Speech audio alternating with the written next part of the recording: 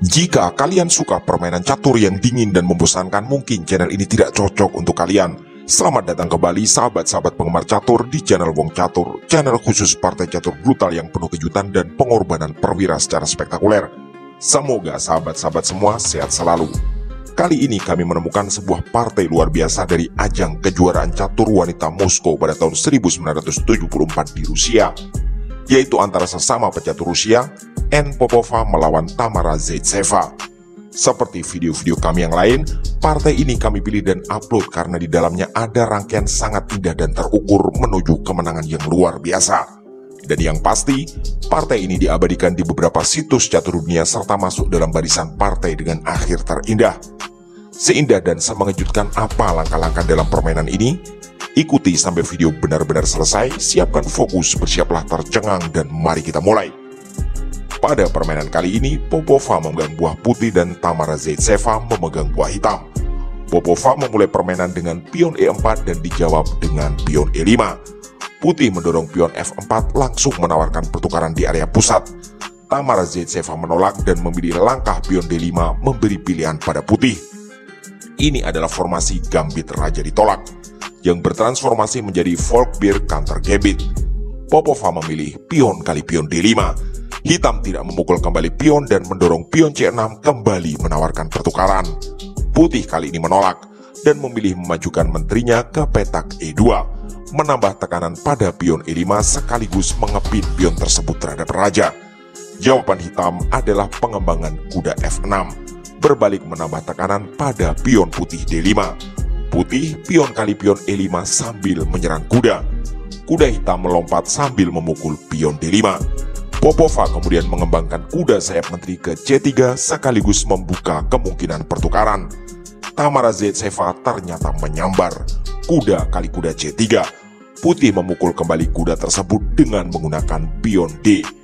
Di sini terlihat ide untuk mempersiapkan rokade sayap menteri.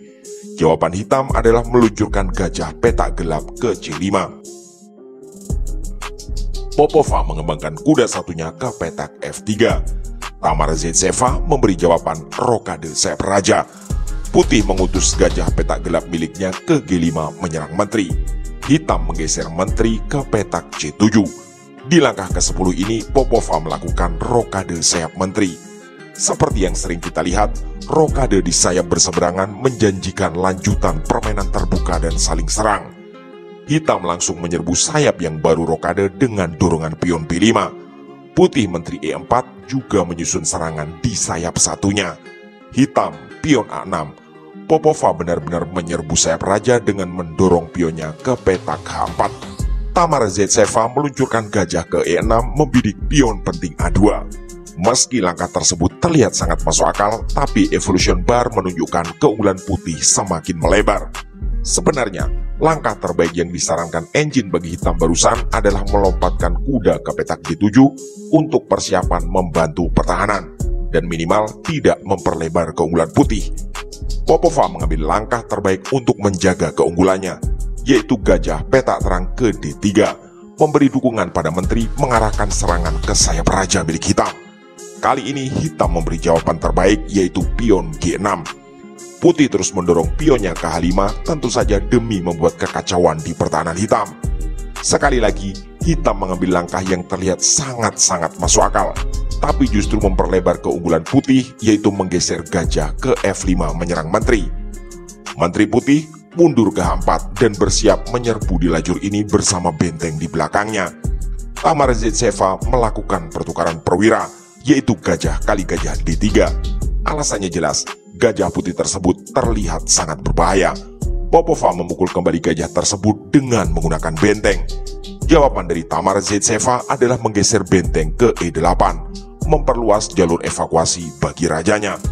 Putih kemudian melakukan penumpukan benteng dengan menggeser benteng H ke D1. Karena benteng putih telah bergeser dari lajur H, hitam dengan percaya diri melanjutkan serangan di sayap menteri dengan mendorong pion ke A5. Putih menggeser gajah ke F6 dan ini memang adalah langkah terbaik untuk mengunci pergerakan pion F yang pada gilirannya akan membatasi ruang gerak raja hitam. Sekali lagi, Hitam memberi jawaban kurang akurat meski terlihat begitu masuk akal, yaitu gajah ke E7 menantang pertukaran. Dan kita sampai di segmen kuis, karena ini adalah posisi skakmat maksimal dalam 7 langkah. Meski hitam berhasil menemukan jawaban terbaik di setiap langkahnya. Apa langkah yang akan diambil putih di titik ini? Yang jelas, ini adalah satu-satunya langkah yang benar agar skakmat 7 langkah bisa terwujud. Semua langkah lain akan menggerus keunggulan putih, bahkan bisa berakibat hitam berbalik unggul karena serangan hitam di sayap menteri juga berbahaya. Satu saja urutan salah dalam rangkaian ini akan membuat putih gagal melakukan skakmat dalam maksimal 7 langkah. Seperti biasa, kami memberi tambahan waktu beberapa detik untuk sahabat-sahabat semua menebak langkah tersebut serta membayangkan lanjutannya. Atau pause video ini sejenak jika memang dirasa perlu.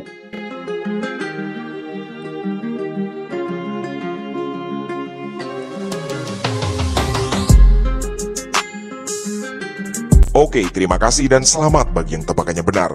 Langkah tersebut adalah pion kali pion G6. Langkah ini membuat lajur H semakin terbuka. Sebenarnya di titik ini jawaban terbaik hitam untuk memperpanjang nafas adalah mendorong pion H6.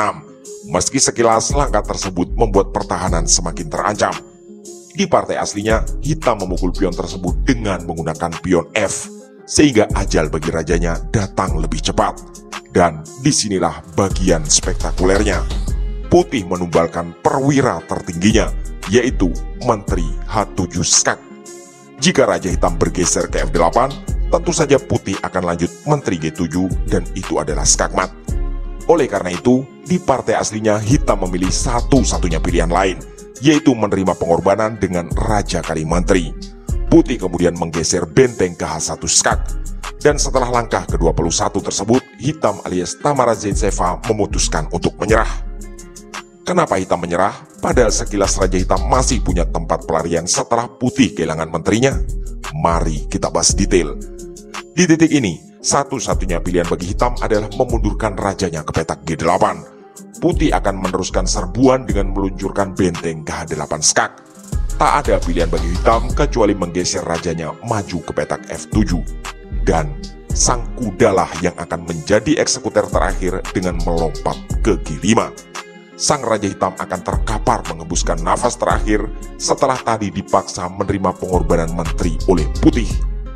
Benar-benar rangkaian serangan yang begitu indah, terukur dan tepat sasaran dari pecatur Rusia N. Popova. Bagian paling menariknya tentu adalah merancang pengorbanan menteri sebagai racun yang harus ditelan oleh Raja Hitam. Jika sahabat-sahabat ingin diskusi tentang kemungkinan langkah tertentu, kami mohon untuk menyertakan pula angka menit dan detik, agar kami tidak gagal paham serta bisa berusaha menjawab dengan baik. Demikianlah video singkat kali ini, semoga sahabat-sahabat semua puas dengan permainan yang luar biasa ini. Dan semoga pula bisa menjadi inspirasi dan referensi bagi kita semua. Kami atas nama segenap kru channel Wong Catur, memohon dukungan like, komen, share, subscribe, dan doa agar channel ini selalu belajar dan makin berkembang. Terima kasih telah menyimak, mohon maaf atas kesalahan kata dan sampai jumpa di video catur berikutnya.